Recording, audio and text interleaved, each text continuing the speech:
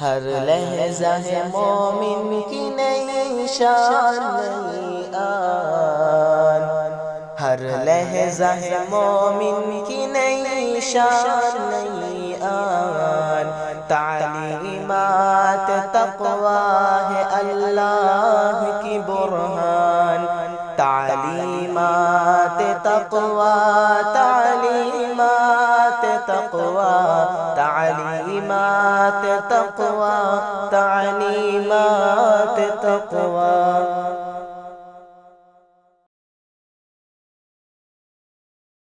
أعوذ بالله من الشيطان الرجيم. بسم الله الرحمن الرحيم.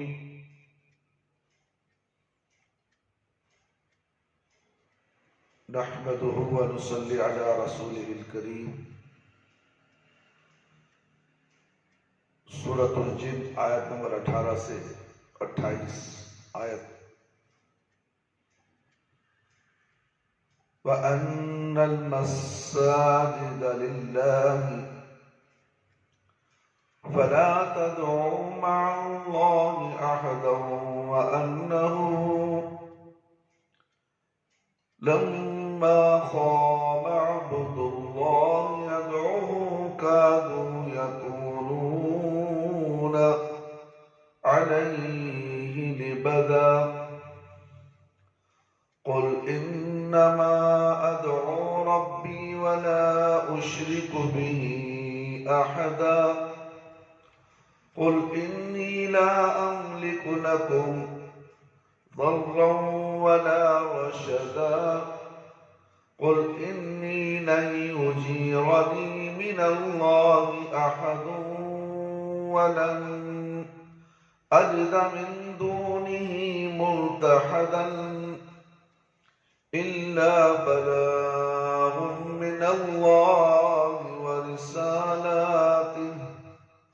وَمَن يَعْصِ اللَّهَ وَرَسُولَهُ فَإِنَّ لَهُ نَارَ جَهَنَّمَ خَالِدِينَ فِيهَا أَبَدًا. حَتَّى إِذَا رَأَوْا مَا يُوعَدُونَ فَسَيَعْلَمُونَ مَنْ أَضْعَفُ نَاصِرًا وَأَقَلُّ عَدَدًا. قُلْ إِنْ أَدْرِي أَقَرِيبٌ مَا تُوعَدُونَ أَمْ يَجْعَلُ لَهُ رَبِّي أَمَدًا. عَالِمُ الْغَيْبِ فَلَا يُظْهِرُ عَلَى غَيْبِهِ أَحَدًا إِلَّا مَنِ ارْتَضَىٰ مِن رَّسُولٍ فَإِنَّهُ يَسْلُكُ مِن بَيْنِ يَدَيْهِ وَمِن خَلْفِهِ رَصَدًا. لِيَعْلَمَ أَن قَدْ أَبْلَغُوا رِسَالَاتِ رَبِّهِمْ وَأَحَاطَ بِمَا لَدَيْهِمْ وَأَحْصَىٰ كُلَّ شَيْءٍ عَدَدًا.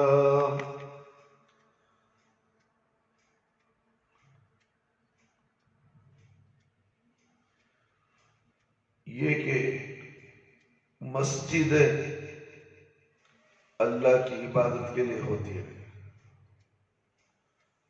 بس تم لوگ اللہ کے ساتھ کسی اور کو نہ پکارو. اور یہ کہ جب اللہ کے بندے محمد صلی اللہ علیہ وسلم کھڑے ہو کر اسے پکارنے لگے، قریب تھا کہ جن ان کے گرد بھیڑ لگاتے تھے. جب اللہ کے نبی صلی اللہ علیہ وسلم مسجد میں نماز کھڑے ہو کر نماز پڑھتے، قرآن پڑھتے، تو جن بھیڑ لگاتے تھے سننے کے واسطے. آپ کہہ دیجئے میں تو صرف اپنے رب کو پکارتا ہوں. اور اس کے ساتھ کسی کو شریک نہیں بناتا ہوں۔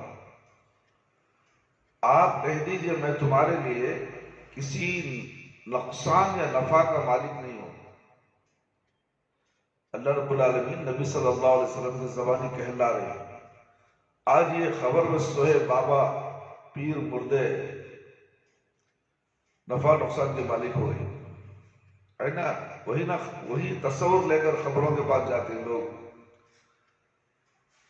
آپ کہہ دیجئے مجھے اللہ کے عذاب سے کوئی پناہ نہیں دے سکتا، اور میں اس کے سوا کوئی جائے پناہ نہیں پاتا۔ میرا کام تو صرف اللہ کے احکام اور اس کے پیغاموں کو پہنچا دینا ہے۔ کس کا کام؟ اللہ کے نبی کا کام۔ میرا کام تو صرف اللہ کے احکام اور ان کے پیغاموں کو پہنچا دینا ہے۔ جو کوئی اللہ اور اس کے رسول کی نافرمانی کرے گا اس کے لیے جہنم کی آگ ہے، اس میں وہ ہمیشہ رہیں گے۔ مشرکین شرک سے باز نہیں آئیں گے۔ مشرکین شرک، اللہ بتا رہا سو، اللہ خود بتا رہے ہیں کہ مشرکین کے پیچھے تمہیں کتنا دل پڑ جاؤ گو، بولو کہ ایک اللہ کی عبادت کر لو، ایک نبی کی اطاعت کر لو، نمازاں پڑھو، باز نہیں آتے۔ یہاں تک کہ جب وہ اس عذاب کو دیکھ لیں گے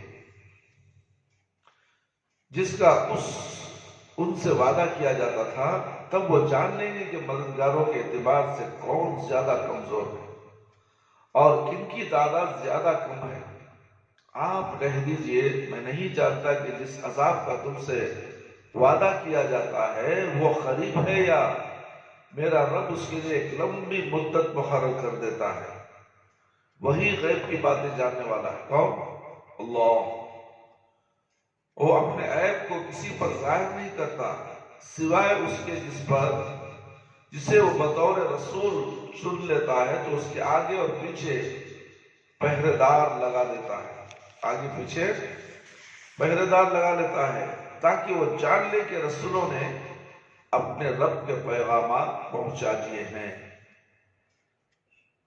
ان کے پیچھے پہرے لگا تھا، یہ صحیح بول رہی نہیں بول رہی، یہ میں جو میرا پیغام ہے لوگوں تک پہنچائے نہیں پہنچائے۔ نبیوں کے پیچھے بھی پہرے دار، جاسوس، دیکھو جاؤ گواہ رہو سبھی۔ اور اللہ نے ان تمام چیزوں کا احاطہ کر رکھا ہے جو ان رسولوں کے ارد گرد ہیں، اور اس نے ہر چیز کو شمار کر رکھا ہے۔ تیرے بھائی، میں نے قرآن کی آیت پھر اس کے بعد 18 سے اور 28 تک میں نے ترجمہ پیش کیا ہے۔ اب اس کی مختصر تفسیر آپ کے سامنے پیش کی جا رہی ہے۔ اللہ رب العالمین نے فرمایا، اے میرے نبی صلی اللہ علیہ وسلم، آپ کہہ دیجئے کہ مجھ پر یہ وحی بھی نازل ہوئی ہے۔ وحی نازل ہوئی ہے یعنی کہ وحی اللہ تعالیٰ کی طرف سے ڈائریکٹ نازل ہوئے تھے، اللہ کے دل کے اوپر تک آئے تھے بات، اللہ کی بات، کہ مسجدیں اللہ کی بندگی کے لیے خاص ہیں۔ صرف اللہ کی عبادت کرنا سو، کسی اور کی عبادت مسجد کے اندر نہیں چلے گی، اللہ کے علاوہ نبی کی بھی عبادت نہیں چلے گی۔ جیسا کہ بعض مسجدوں میں یا نبی سلام علیکہ، یا رسول اللہ سلام علیکہ، یہ سب کیا ہے؟ اللہ کے نبی کی عبادت کرنے سے۔ یہاں صرف کس کی عبادت چلے گی؟ اللہ رب العالمین کی عبادت، اس کے علاوہ کسی اور کی عبادت مسجد کے اندر نہیں چلے گی۔ اس لیے جب تم اس میں داخل ہو، اللہ کے سوا کسی اور کو نہ پکارو۔ مسجد کے اندر داخل ہونے کے بعد کیا کرو؟ اللہ کے علاوہ کسی کو بھی نہیں پکارو۔ اس آیت کریمہ میں مشرکین قریش کے احوال واقعی کی طرف اشارہ کیا گیا کہ وہ مسجد حرام میں جو صرف اللہ کی عبادت کے لیے بنایا گیا تھا، مسجد حرام کعبۃ اللہ، اصنام و تماثیل رکھ کر ان کی پرستش کرتے تھے۔ اصنام یعنی بتوں کو رکھ کر کعبۃ اللہ کے اندر پوجا کرتے تھے۔ کون؟ مکے کے مشرکین قریش. اور اہل کتاب کی طرف بھی اشارہ ہے جو اپنی عبادت گاہوں میں عزیز اور عیسیٰ کی عبادت کرتے تھے. اہل کتاب کون؟ آج ان کا دن نیا دن عیسائیوں کا. عیسائیوں کو اہل کتاب بولتی. ان لوگوں کا آج نیا سال شروع ہو گیا. 25 تاریخ عیسائیوں کا پہلا دن. کل رات کو 12 بجے دیکھیں کہ پٹاخے اڑ رہے تھے. نیا سال منا رہے ہیں. عیسیٰ علیہ السلام پیدا ہونے کی برتھ ڈے منایا. تو انہوں نے سو اپنی عبادت گاہوں میں عزیز اور عیسیٰ کی عبادت کرتے تھے. عیسیٰ علیہ السلام کو اللہ مانتے تھے, بیٹا, اللہ کا بیٹا مانتے تھے. حالانکہ مسجدیں تو اس لیے بنائی جاتی ہیں کہ وہاں صرف اللہ کا نام لیا جائے. اس لیے علماء حنابلہ نے لکھا کہ اللہ کے دین میں مسجد اور خبر ایک جگہ جمع نہیں ہو سکتی. سمجھ میں گیا؟ مسجد اور خبر ایک جگہ. اب بہت سے مساجد کے اندر خبریں بھی, لوگ نماز پڑھ رہے ہیں. مسجد اور خبر ایک جگہ نہیں ہونا. جس مسجد کے پاس خبر ہے وہ نماز ادا نہیں ہو سکتی. قبرستان میں عبادت کرنے سے منع کیا گیا ہے. تو اللہ کے دین میں مسجد اور خبر ایک جگہ جمع نہیں ہو سکتی. ان میں سے جو بھی بعد میں بنے گی اسے گرا دیا جائے گا. قبرستان میں مسجد بنا تو کیا کرنا ہے؟ اسے گرا دینا ہے. اب شاہ ولی اللہ کی مسجد ٹانی روڈ کے قبرستان میں ہے, اسے جا کے گرا نہیں ہوگی. بھی قبرستان کے اندر ہے, جا کے دیکھو مسجد ہو. بچوں کا مدرسہ بھی ہے, قرآن کا حفظ کا بھی ہے, بیت الخلا بھی ہے قبرستان کے اندر. افسوس ہوتا ہے میرے بھائی میرے دوست, ایک جماعت اسے عمل کر رہی ہے, جا کے وہاں نمازیں بھی پڑھتی لوگ. ہر درگاہ کے پاس وہ مسجد ہے, ادھر پوجا ادھر عبادت نہیں. توکل مسجد درگاہ چلے جاؤ, گیٹ کے اندر گھسو, لیفٹ میں مسجد, رائٹ میں درگاہ. ایسے نظام الدین اولیاء کو چلے جاؤ, ایک طرف مرکز کی مسجد ہے, ایک طرف درگاہ. ایسے بہت سے. حاجی علی کو چلے جاؤ بمبئی کے اندر, وہاں بھی وہی حال ہے, مسجد ہے درگاہ ہے. نظام الدین اولیاء کو چلے جاؤ ماہین میں, ہم نے سب سفر کیا ہے, ہم نے سب درگاہ کو جا کر ہی ہمیں سب دیکھ پائے نظارہ. ہم سے کوئی چھپی ہوئی بات ہے ہی نہیں. سمجھ میں آ رہی بات؟ ہر جگہ مسجد کے پاس درگاہ ہے.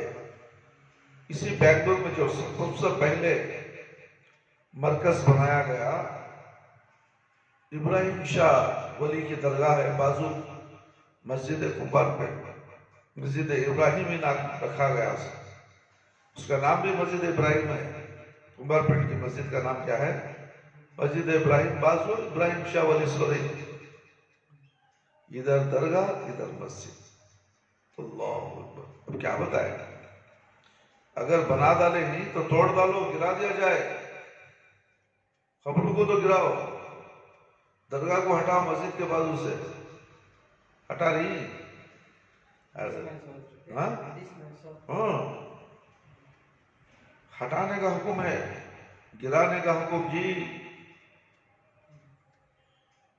اور اے میرے نبی آپ کہہ دیجئے مجھ پر یہ بھی نازل ہوئی کہ جب اللہ کے بندے اور رسول محمد صلی اللہ علیہ وسلم بطن نخلا میں کھڑے ہو کر اپنے رب کی عبادت کرنے لگے, یعنی نماز پڑھنے لگے, تو ان کا طرز عبادت دیکھ کر قرآن کریم کی تلاوت سے متاثر ہو کر جن ان کے ارد گرد ٹوٹ پڑے اور شدید ازدحام پیدا کر دیا.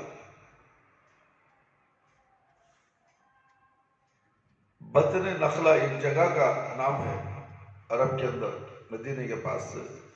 وہاں مسجد میں اللہ کے نبی نماز پڑھے تو جنات کی جماعت دھڑا دھڑ بھاگ کر آ کر, انہوں سنے نہیں تھے قرآن کیا ہے. جب قرآن کی آواز ہے تو یہ کیا چیز ہے دیکھنے کے لیے سننے کے لیے دھڑا دھڑ اور زیادہ شدت کے ساتھ بھیڑ کے ساتھ آگے جمع ہو رہے ہیں۔ آج ہم مسلمان ہیں، قرآن پڑھنا بھی نہیں جانتے اور سننا بھی نہیں جانتے، سن کر اس پر عمل کرنا بھی نہیں جانتے۔ ہم نے قرآن کو پکڑا ہے تو کبھی کبھی کے لیے، یا تو نہیں پڑھا ہے، رکھا ہے قرآن گھر میں تو برکت کے لیے۔ کیا قرآن گھر میں برکت کے لیے رکھا جاتا ہے؟ قرآن تو ہدایت ہے، قرآن تو روشنی ہے۔ جو شخص بھی قرآن گھر میں بیٹھ کر پڑھے گا اس گھر میں برکت آئے گی، اللہ رب العالمین کی رحمت آئے گی۔ اور جس گھر میں گانے بج رہے ہوں، قوالیوں کی ڈھول تھاپ پر اللہ اور اللہ کے رسول کا نام لیا جا رہا ہے، وہاں کیا برکت آئے گی؟ وہاں تو نحوست چھا جائے گی۔ یاد رکھو میرے بھائی میرے دوست، جن قرآن سننے کے لیے تڑپ رہے ہیں اور سن کر ایمان لا لیے، آج مسلمان قرآن سن کر ایمان نہیں لا رہا ہے، شرک پر مبتلا ہے، مشرک ہی بن کر رہے گا۔ کیا مشرک کو قرآن کا سننا فائدہ پہنچائے گا؟ کیا مشرک کو نماز فائدہ پہنچائے گی؟ کیا مشرک کو حج فائدہ پہنچائے گا؟ وہ ایک چیز اسے فائدہ نہیں پہنچائے گی جب تک کہ وہ ایمان نہ لائے، ایک اللہ کی عبادت نہ کرے، ایک نبی صلی اللہ علیہ وسلم کی اطاعت و فرما برداری نہ کرے، اور صدق دل سے توبہ کرے۔ توبہ کے بعد صدق دل سے اخلاص کے ساتھ ایک اللہ کی عبادت کرے، جب جا کر اس کے جو کبیرہ گناہ ہیں، کبیرہ کے معنی بہت بڑے گناہ، کبیرہ کو بہت بڑا، وہ کبیرہ گناہ جو ہے توبہ کے بغیر معاف نہیں ہوتے۔ توبہ کرنا، اے اللہ میں توبہ کرتا ہوں، آج کے بعد یہ گناہ نہیں کروں گا، استغفر اللہ واتوب الیہ، اللہ سے دعا کرو، اپنے لیے استغفار کرو۔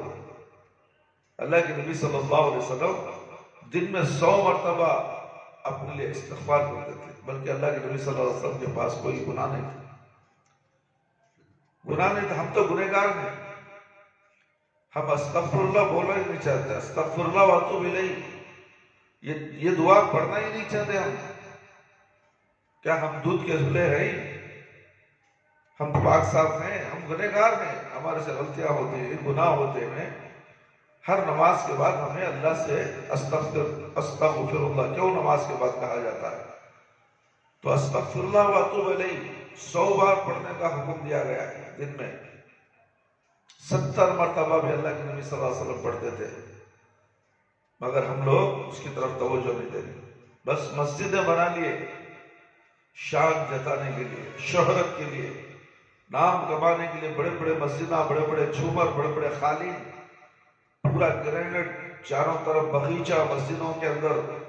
لوگ جا کر نماز نہیں پڑھیں گے، دیکھتے رہ جائیں گے مسجد کی خوشنودی کو، واہ کیا مسجد بنائے ہوئے، واہ کیا مسجد بنائے ہوئے۔ بس یہ عبادت ہے؟ مسجدیں تو سیدھی سادی ہونی چاہیے، کلر نہیں کرنا مسجدوں کو، سفید کلر بس اللہ کو پسند ہے۔ مسجدوں کو زیادہ کلر وغیرہ نہیں کرنا، رنگ و روشن نہیں کرنا، قرآن کی آیتیں لکھ کر نہیں لگانا۔ جو کعبۃ اللہ میں ہے تو پہلے جو مشرکانہ قوم تھی وہاں پر ترکی کے زمانے میں لکھا دیا گیا، اور ویسا ہی باقی ہے، سمجھ میں آ رہا ہے، مگر آج کے دور کے عرب کے لوگ جو ہیں وہ نہیں لکھا ہے، وہ پہلے کے دور میں لکھا دیا گیا تھا۔ تو میرے بولنے کا مقصد یہ ہے کہ مسجدیں جو ہیں اللہ کی عبادت کے لیے، بعض مفسرین نے آیت کی تفسیر یہ بیان کی ہے کہ جب نبی کریم صلی اللہ علیہ وسلم مشرکین مکہ کے طریقہ عبادت کے خلاف صرف ایک اللہ کی بندگی کرنے لگے تو مشرکین مکہ آپ کی عداوت میں جب آپ کو نماز پڑھتے دیکھتے آپ کے ارد گرد جمع ہو کر تکلیف پہنچاتے تھے، تکلیف پہنچانے کی کوشش کرتے تھے۔ کون؟ مشرکین۔ آیت نمبر 20 سے 20 تک کا سبب نزول یہ ہے کہ کفار قریش نے نبی کریم صلی اللہ علیہ وسلم سے کہا کہ تم نے ایک بڑی جماعت کا دعویٰ کر دیا ہے، اور اپنے لیے تمام لوگوں کی عداوت خرید لی ہے، تم اپنی اس دعوت سے باز آ جاؤ اور ہم لوگ تمہاری حفاظت کریں گے۔ تو اللہ تعالیٰ نے آپ کو دو باتیں کہنے کا حکم دیا جن کا ذکر ان آیت میں آیا ہے۔ کفار مشرکین آ کر اللہ کے نبی صلی اللہ علیہ وسلم کو کہنے لگے کہ تم ایک بہت بڑی جماعت کا دعویٰ کر دیا ہے، اس سے باز آ جاؤ، جبکہ تم سب میری عداوت پر تو باز آ جانے کا حکم دیا گیا۔ اللہ تعالیٰ نے فرمایا اے میرے نبی آپ کہہ دیجئے کہ میں اپنے رب کی عبادت کرتا ہوں، جس کی کرتا ہوں، اور صرف اسی کو پکارتا ہوں، اس کے ساتھ کسی کو شریک نہیں بناتا، اور یہ کوئی ایسی بری بات نہیں جس کے سبب تم سے میری عداوت پر متفق ہو گئے ہو، تم میرے سے دشمنی کرتے ہو۔ اب اس مسجد میں ایک اللہ کو پکارا جاتا ہے تو لوگ ہیں کہ مسجد کے خلاف ہیں، مسجد کو آنا پسند نہیں کرتے، تو اس میں کیا میرا قصور ہے؟ میرا کیا قصور ہے بھائی؟ میں تو ایک اللہ کو پکارتا ہوں، جس طرح نبی کریم صلی اللہ علیہ وسلم کہہ رہے ہیں کہ جو کفار مشرکین ہمارے خلاف نبی کے خلاف ہو گئے، تو آج بھی ہم اللہ کو پکارتے ہیں، اللہ کی طرف لوگوں کو بلاتے ہیں، تو لوگ ہمارے دشمن ہیں، باہر سے کہتے ہیں کہ مسجد تقویٰ جو ہے شیعوں کی مسجد ہے، رافضیوں کی مسجد ہے۔ اللہ اکبر، اس لیے مسجد کو آنا پسند نہیں کرتے، معلوم ہے تمہیں؟ اللہ اکبر، ہمیں کیا کرنا ہے؟ ہمیں صبر سے نماز پڑھنا ہے، پڑھانا ہے، چاہنا ہے۔ ایک اللہ کی عبادت اس مسجد میں ہوتی ہے، تعویذ گنڈش سب شرک کی مذمت کرتی ہے اس مسجد کے اندر، اس لیے کفار اور مشرکین اور اس موجودہ زمانے کے مشرکین کو بھی چڑ پیدا ہوتی ہے۔ جس طرح نبی کریم صلی اللہ علیہ وسلم کے زمانے کفار مشرکین قریش کے مشرکین جو تھے، وہ نبی صلی اللہ علیہ وسلم جب نماز پڑھا رہے تو باہر آ کر سیٹیاں بجاتے تھے، تالیاں بجاتے تھے، تکلیفاں دیتے تھے، نماز میں خلل پیدا کرتے تھے، اللہ کے نبی صبر کرتے تھے۔ آج ہم بھی صبر کر رہے ہیں، باہر مسجد کے باہر مسلمان کھڑے ہوتے ہیں، نماز ہوتی رہتی ہے، کوئی آنے تیار نہیں، تو ہمارا کام کیا ہے؟ بولنا ہے، ہمیں نماز پڑھنا ہے، صبر کرنا ہے۔ اے اللہ تو دیکھ رہا ہے کتنے لوگ اس مسجد کے ارد گرد آزو بازو ہیں، بے نمازی ہیں، مسجد ہونے کے باوجود بے نمازی ہیں، اس لیے کہ اس مسجد میں ایک اللہ کی عبادت ہوتی ہے، ایک نبی صلی اللہ علیہ وسلم کی سنت پر عمل کیا جاتا ہے، تو یہ لوگ اس مسجد سے چڑھتے ہیں۔ جو اس مسجد سے چڑھتا ہے اللہ رب العالمین اس کا ٹھکانہ جہنم میں بنا دیں گے۔ یاد رکھو میرے بھائی میرے دوست، اللہ سے ڈرو، اللہ سے ڈرتے کیوں نہیں؟ اے میرے نبی آپ کفار قریش سے یہ بھی کہہ دیجئے کہ میں نہ تمہیں نقصان پہنچانے پر قادر ہوں، نہ ہی میں تمہیں راہ راست پر لا سکتا ہوں۔ اللہ کے نبی صلی اللہ علیہ وسلم بتا رہی مشرکین کو میں تمہارا نقصان بھی نہیں پہنچا سکتا، نفع بھی پہنچا نہیں سکتا، سیدھی راستے پر لا بھی نہیں سکتا، میرے وہ سب ذمہ داری نہیں ہے، اللہ کی ذمہ داری ہے، میرا کام صرف پیغام پہنچا رہنا، میرا کام صرف میں اللہ کو پکارتا رہنا، سمجھ میں آ رہا ہے؟ میرا عمل وہ ہے، اور میں کسی کو راہ راست پر کسی کو جنت میں بھی لے جا نہیں سکتا، اللہ کا حکم جب تک نہیں آ جائے کوئی جنت میں نہیں جا سکتے۔ یاد رکھیں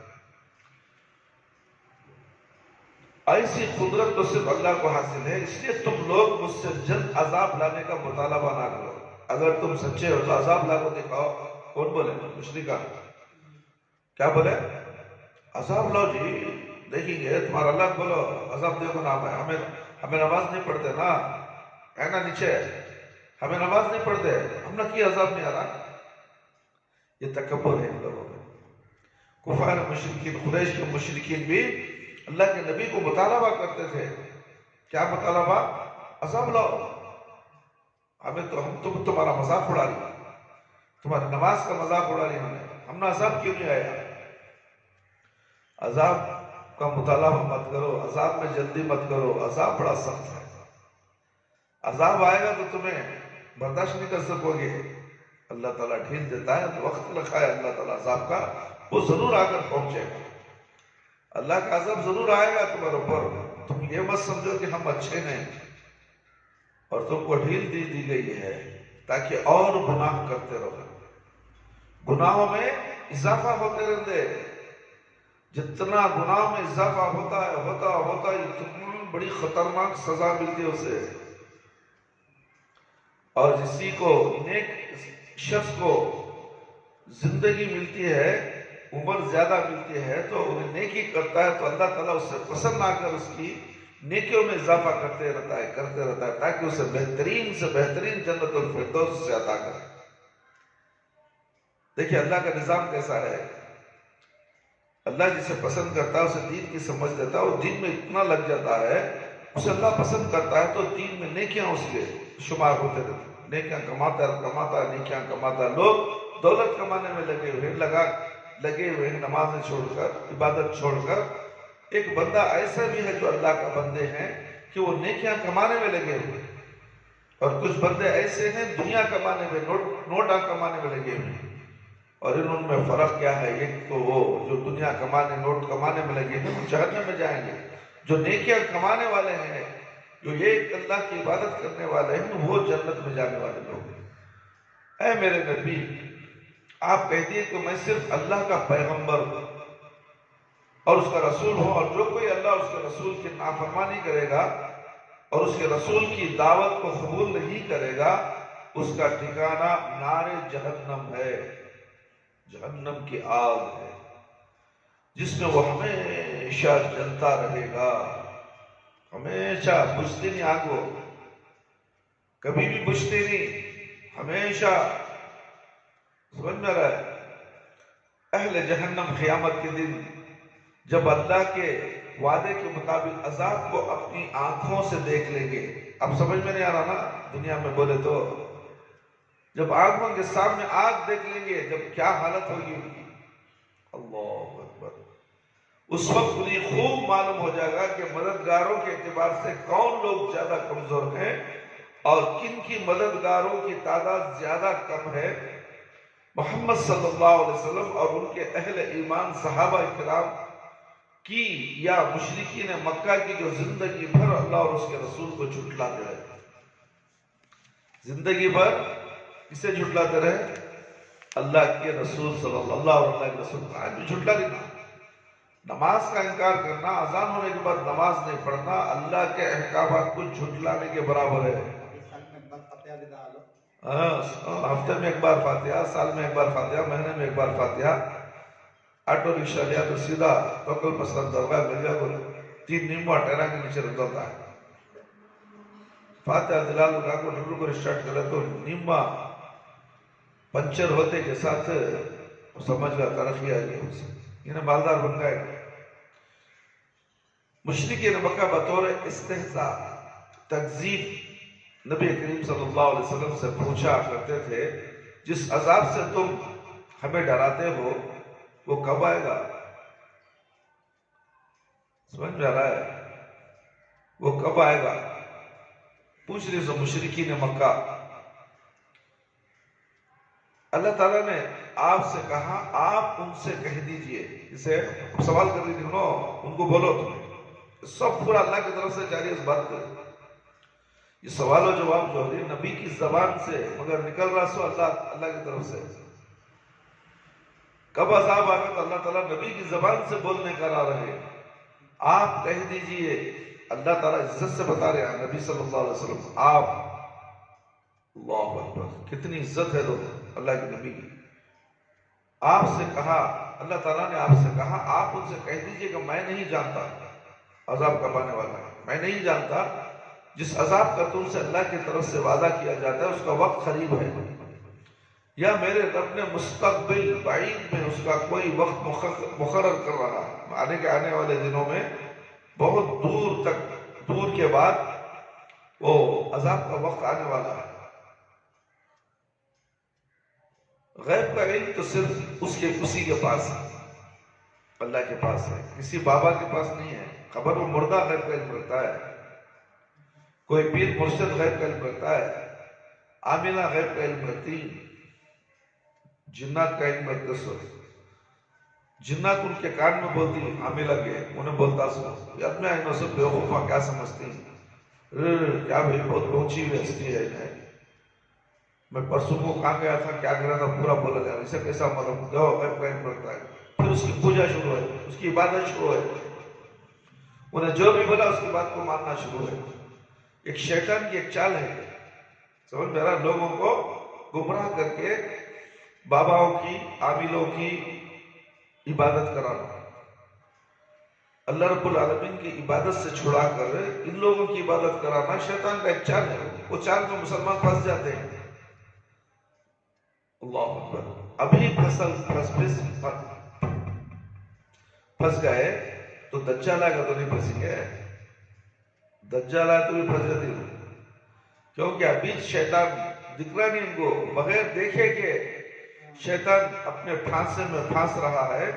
جب دجال آئے گا دکھے گا، دجال آ کر دکھتا ہے، ہمارے آنکھوں کو دکھتا ہے دجال، اس کی آنکھ ایک آنکھ ہوگی، وہ بھی پیشانی کو ہوگی، اور ایک آنکھ والا ہوگا اور اوپر کافر لکھا ہوگا۔ وہ دجال کو پہچاننا ہے تو صرف مومن کی ضرورت ہے، مومن بن کے رہنا ہے، مومن مسلمان ہی اسے پہچان لے گا یہ کافر ہے، نہیں تو یہ مشرکین جو ہے، بدعتیاں جو ہیں، اسے اللہ سمجھ بیٹھے گا، دجال کی عبادت کر لیں گے اور جہنم میں چلے جائیں گے۔ دجال کا فتنہ، اللہم انی اعوذ بک من فتنۃ الدجال، تشہد میں نماز میں دعا پڑھنا ہے، اللہم انی اعوذ بک من فتنۃ الدجال، اللہم انی اعوذ بک من فتنۃ المحیا والممات، دجال کے فتنے سے اور زندگی اور موت کے فتنے سے اللہ ہمیں پناہ دے دے۔ یہ سب بڑے بڑے فتنے ہیں، اکثر لوگ نمازوں میں یہ پڑھنا سکھاتے نہیں ہیں، مگر ہم لوگ پیارے نبی صلی اللہ علیہ وسلم کی سنت پر جو عمل کیا جاتا ہے وہ وہی دعائیں سب سکھائیں گے نماز کے اندر، کیا کیا نماز میں پڑھنا ہے۔ باقی کے مساجد میں جو نمازیں ہوتی ہیں بس ٹھوک مار کرنا، چلتے رہو ایسا، سمجھ میں آ گئی بات، اٹھنا بیٹھک، اٹھک بیٹھک نماز ہوگی، السلام علیکم رحمۃ اللہ، ایسی نماز اللہ کے پاس قابل قبول نہیں ہے۔ میرے بھائی، میرے دوست اور خواتین اسلام، میرے پیارے دوستوں اور نوجوان ساتھیوں، ایک اللہ کی عبادت کرو، اس کے علاوہ کسی اور کی عبادت مت کرو۔ غیب کا علم صرف اسی کے پاس ہے، وہ اپنے غیب کی خبر کسی کو نہیں دیتا سوائے اپنے اس رسول کے جسے وہ اپنی پیغام رسانی کے لیے پسند کر لیتا ہے۔ اللہ کی طرف سے غیب کا علم ہوتا ہے، نبی خود غیب کا علم نہیں بتاتے، اللہ کی طرف سے، وہ اسے معجزہ بھی کہا جاتا ہے۔ سمجھ میں آ رہا ہے؟ چاہے وہ رسول فرشتوں میں سے ہو یا انسانوں میں سے، ایسے رسول کو وہ بعض ایسی غیبی خبر بتاتا ہے جن کا تعلق اس کی پیغام رسانی سے ہوتا ہے، جیسے وہ معجزات، ابھی بولے نہیں معجزات، وہ معجزات جو نبی کی صداقت پر دلالت کرتے ہیں، احکام شریعہ، اچھے اور برے اعمال کا بدلہ، اور بعض احوال آخرت جن غیبی امور کا تعلق اس کی رسالت سے نہیں ہوتا، جیسے قیامت کی آمد کا وقت، قیامت کب آئے گی معلوم نہیں، اللہ کچھ معلوم ہے، نبی کو بھی معلوم نہیں قیامت کب آنے والی ہے، سمجھ میں آ رہا؟ جیسے قیامت کی آمد کا وقت، ان کی خبر اللہ تعالیٰ اپنے رسولوں کو بھی نہیں دیتا۔ واحدی کا قول ہے، یہ آیت دلیل ہے کہ جو کوئی اس بات کا دعویٰ کرے کہ وہ علم نجوم کے ذریعے غیب کی خبریں جان لیتا ہے، وہ قرآن کا منکر ہو جاتا ہے۔ جو بھی نجوم، یعنی نجوم کسے بولتے ہیں؟ جادوگر، غیب کی بات بتانے والا، ستاروں کے ذریعے سے بتاتا ہے، ستارہ دیکھو گے، میرا ستارہ دیکھو گے تین جاگو، وہ انہیں جادوگر، انہیں جو بھی ایسا دعویٰ کرتا ہے تو انہیں اسلام سے خارج ہوتا ہے، سمجھ میں آ رہا ہے؟ وہ قرآن کا منکر ہو جاتا ہے۔ قرطبی نے لکھا ہے کہ جو لوگ علم نجوم کے ذریعے غیب کی خبروں کا دعویٰ کرتے ہیں، اور جو لوگ کنکری مارتے ہیں، ہاتھ کی لکیریں پڑھتے ہیں، سمجھ میں، ہاتھ دیکھ کو بولتے ہیں لکیریں، اور مٹی پھینک کر غیبی امور کی خبریں بتاتے ہیں، ایسے لوگ اللہ کے برگزیدہ رسول نہیں ہے، بلکہ وہ کافر باللہ، اللہ پر جھوٹ اور بہتان مانتے ہیں۔ فَإِنَّهُ یسلک من بین یدیہ ومن خلفہ رصدا، آیت نمبر 26 پر 7، کہ اس حصے میں اللہ تعالیٰ نے یہ خبر دی ہے کہ جو اپنے رسول پر وحی نازل کرتا ہے تو اس وحی کے آگے پیچھے یعنی ہر چہار جانب سے نگہبان فرشتوں کی ایک جماعت کو لگا دیتا ہے جو شیاطین سے اس کی حفاظت کرتے ہیں، اور یہاں تک کہ وحی کا وہ حصہ رسول تک بلا کم و کاس پہنچ جاتا ہے۔ جب اللہ وحی نازل کرتا ہے تو فرشتوں کو بھیجتا ہے پیچھے سے، یہ تو شیطان وہ کیا بول کوئی سننا نہیں ہوتا، اس میں کم بھی زیادہ نہیں کرنا، تو اس لیے فرشتے باڈی گارڈ بن کر وہ آیت کو لے کے اترتے سے ڈائریکٹ نبی صلی اللہ علیہ وسلم کا ناکو وہ آیت ان کے جسم میں اتر گئی، دل میں اتر گئی، تو فرشتے چلے حفاظت کے ساتھ پہنچا رہا۔ قرآن کی ایک آیت جتنا بھی قرآن نکلے آئے اوپر سے چایا سے فرشتے لگا کر اللہ کے نبی پر اتارے سو، تو فرشتے اور حفاظت میں لگے رہتے۔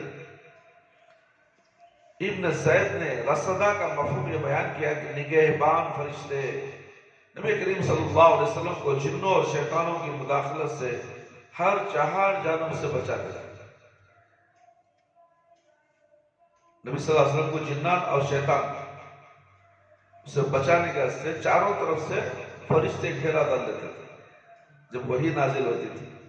اس کا ایک مفہوم یہ ہے کہ اللہ تعالیٰ نگہبان فرشتوں کی ایک جماعت کو وحی کی حفاظت کے لیے لگا دیتا تاکہ اسے معلوم ہو جائے، یعنی کھل کر بات سامنے آ جائے کہ انہوں نے اپنے رب کا پیغام بحفاظت تمام اس کے رسول تک پہنچا دیا۔ دوسرا مفہوم یہ بیان کیا گیا کہ تاکہ محمد صلی اللہ علیہ وسلم جان لیں کہ جبرائیل علیہ السلام اور ان کے ساتھی فرشتوں نے اپنے رب کا پیغام بحفاظت تمام ان تک پہنچا دیا۔